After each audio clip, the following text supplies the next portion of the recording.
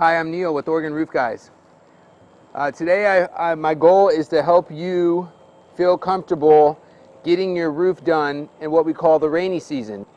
Do you need to get your roof done only in the summer? My answer is no. We roof year-round. We're doing 2 to 4 roofs even through the winter. Availability is part of your decision making, I get it, but if one contractor has a better reputation and you feel more comfortable with, yet you got to wait a month or two longer, I highly recommend that you take this video seriously. A good contractor, roofing contractor, is worth the wait, and there's good reasons why to trust him and his crew during the winter seasons. Now, I got water running on this roof, and I've been running it for a few minutes here, so this is simulating rain, obviously.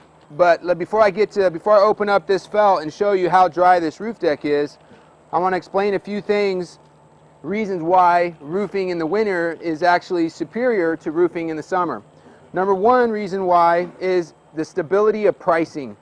So manufacturers usually increase their pricing late spring and midsummer, which they've already done this year, but they usually don't do many price jumps during the winter time. So material prices stabilize. Number two, the availability of those materials. Many manufacturers start running out of colors during the summer, so the color choices often get thinner in the summer.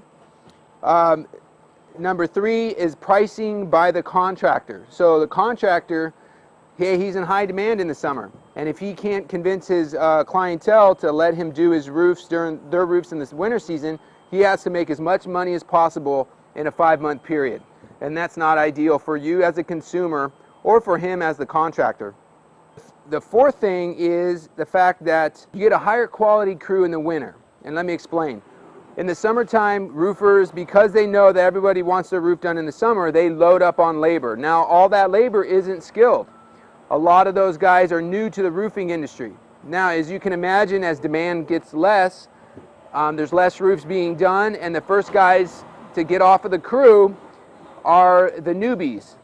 Fifth reason is the shingles themselves respond to when they get hot, they get warped, they get very soft and easy to damage upon install. Walking on them and installing them, there is a tendency to overshoot in the summer because the shingles are so soft in the heat.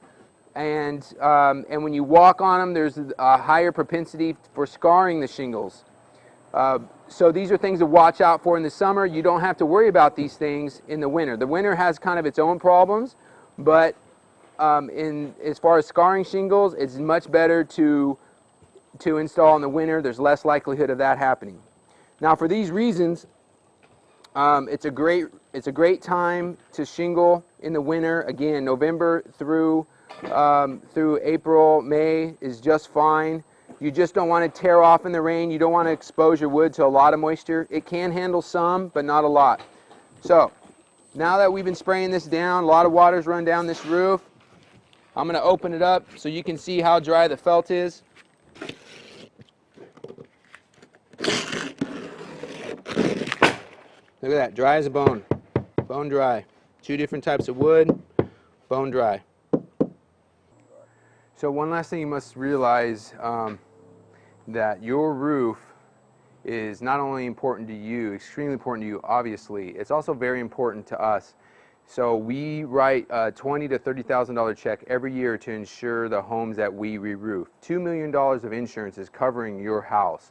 If in the last 9+ years we haven't had to exercise that insurance, and if we did have to exercise that insurance because we ruined your floors or your sheetrock or various things like that, all of a sudden our insurance, which is already expensive, goes up much higher, and it's all bad. It's all bad for you, it's all bad for us. So we absolutely are in bed with you, mutual destruction, never want that to happen. So we are highly motivated to keep your roof dry, not only while we're working, but when we're done.